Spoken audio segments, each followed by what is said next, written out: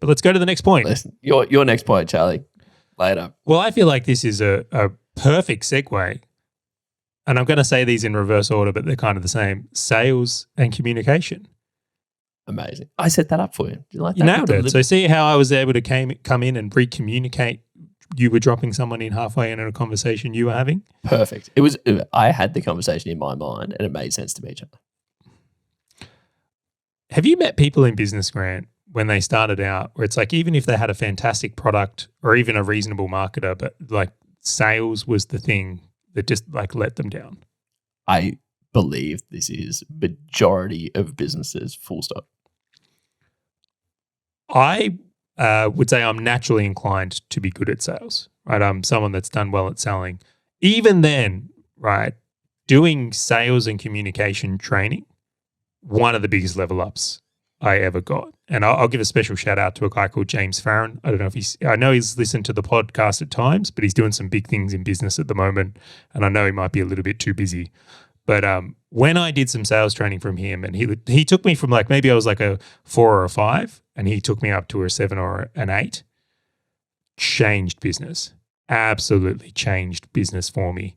And when it comes to sales, I think it's easy to look at it and go, well, that's just when you sell something and create revenue.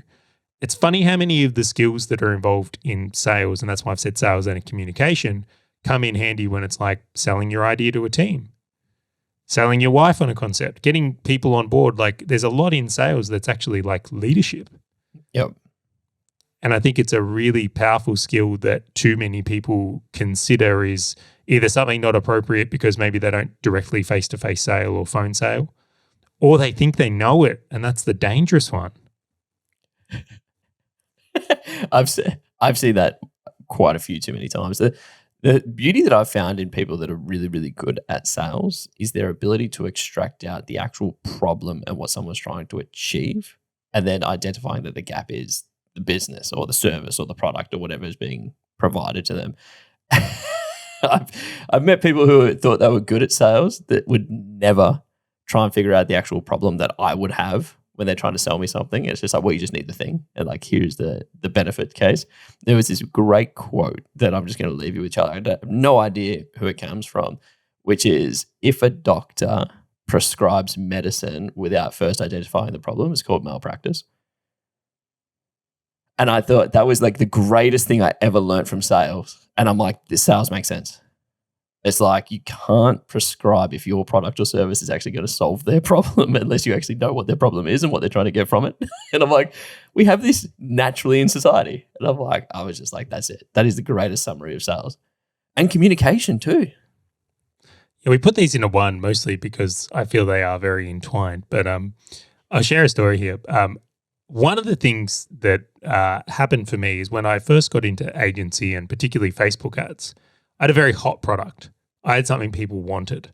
Now, that actually led me to the false belief I was good at sales. It's just because you had the thing. People are starving for water and you're the only one with water and like, yeah, I'm good at sales. So let's just imagine this. There's a massive music festival on and there's all these food vans, right? But for whatever reason, all the other food vans, like their food goes off. It perishes. They sold out. Yeah, or no, because then that would imply that people's hunger is Oh, yeah, food. that's fair. So we won't use that one. So all of a sudden, you're the only food source at a massive music festival.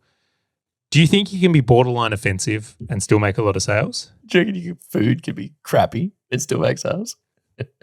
Yeah, so that's what happened to me. I had a very hot product, and they wanted it before they even spoke to you. Yeah.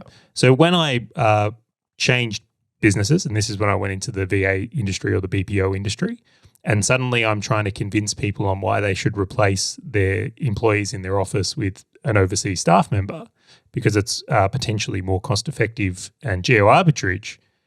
Wow, did that not go well? Yep.